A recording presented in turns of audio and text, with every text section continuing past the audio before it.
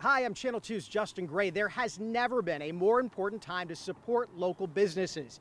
And today's BBB Building Trust in Trying Times webcast, we'll talk about the mental health aspects of work from home, also talk about the potential challenges returning to work may bring employees, and we'll also highlight a homegrown business who shares what BBB accreditation means to them.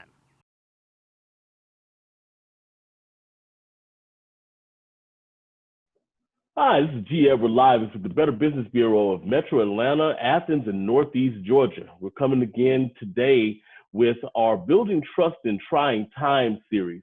And today we've got a special guest here. We got the coach on with us today. Mr. David Smith from I Speak Life Coaching is here to kind of give us some insight on what's going on up here.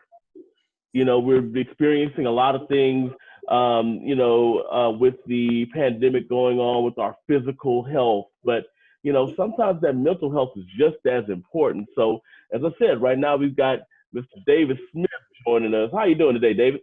I'm doing well, George. Thank you for asking. Yes, sir. All right. Thank you. Thank you. So tell us a little bit about what you do, Mr. Smith.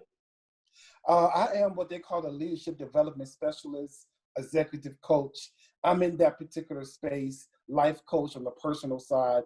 Primarily, I work with individuals and organizations around talent development, organizational change, growth mindset, those kinds of things that impact the everyday workforce or the everyday work life of individuals and organizations. That's what I do. Oh, right. Well, that's awesome. Well, you're just the man we need to talk to.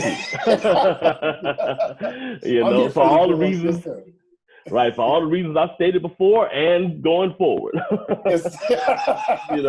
So let's just jump right into it. So, we talk about this whole thing about mental health, and it becomes almost cliche. People are throwing out that term all the time. What exactly is mental health, and why is that so important in the current workplace?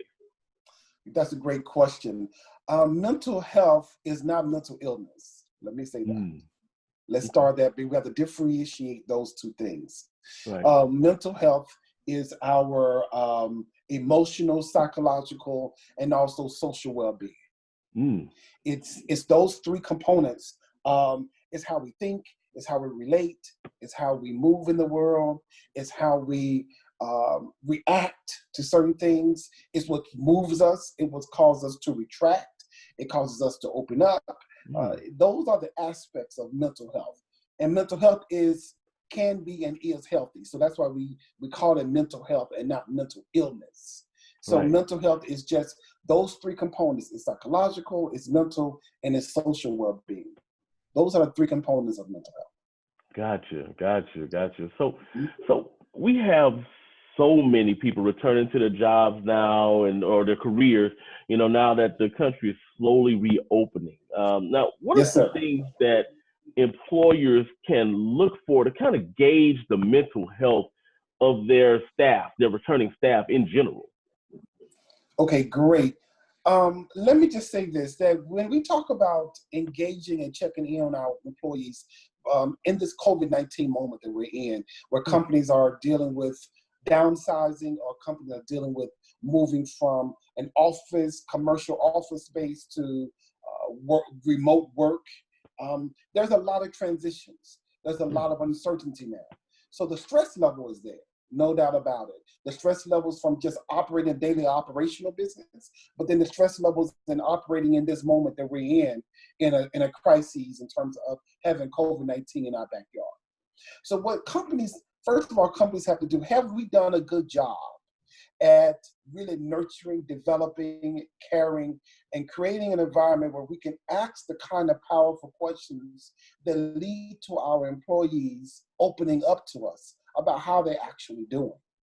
So if we have not done that on the front end to create an environment of care, it's going to be difficult for us now to shift gears to care and for people to open up about where we actually are. So companies are going to be faced with that because this is not about the person's role, their identity, This is not about hierarchy in the company.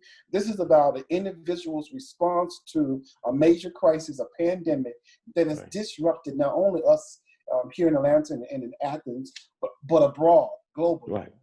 And so those are some of the things that we have to think about on the front end before we get to the questions. Mm. What culture have we set up? Right. Have we set up a culture of care? If we have not done that, and now we're moving to where we got to check in, we need to make sure our people are well, we need to make sure they have the resources they need to continue to Mm. work.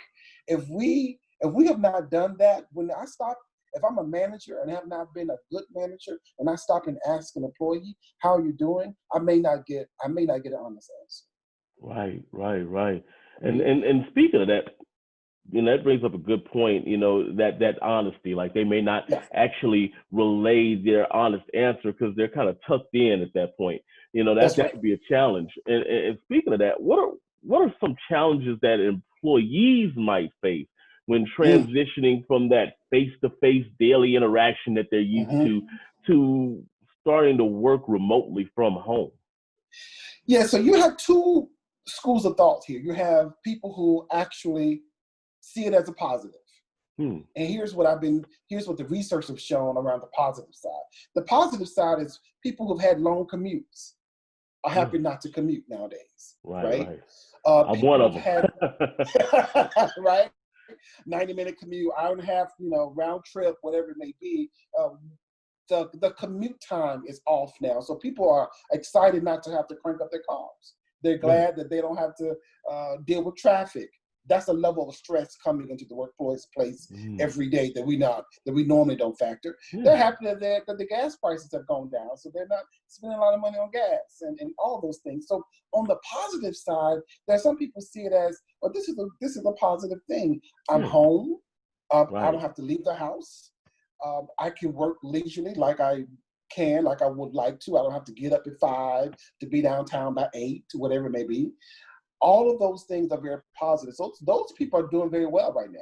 They're Right. transitioning. They're happy, even if the kids are home, or Right. even if they're alone.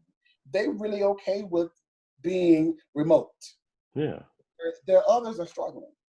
Right. Right. They they are appreciative that they don't have to do a 90-minute drive, but they miss the collaboration atmosphere. Yeah. They miss the, I call it, coffee time conversations. Mm. They miss the organic interaction of, I have a question, let me stop by Sarah's desk, Right. right?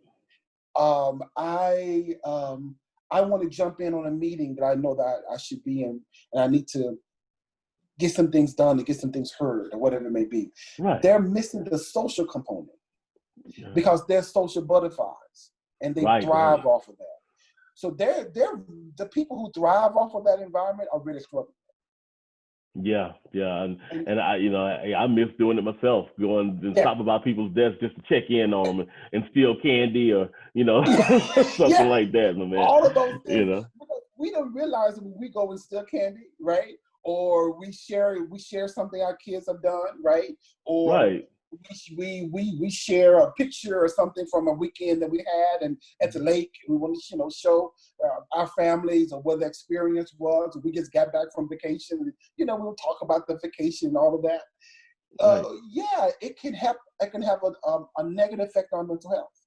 It can Right. cause us to retreat. It can cause us to move into stress levels. It can cause us to not be productive.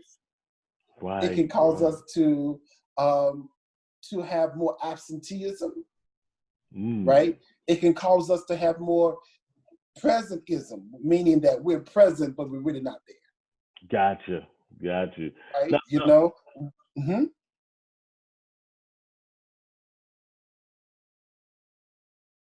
These are extraordinary times with so much economic uncertainty. You need resources you can trust. The Better Business Bureau continues their weekly webinar series, Building Trust in Trying Times, so you can have access to tools and resources that help you manage your business and your life. We hope you'll find this information from BBB useful and that you're staying healthy and you're staying well.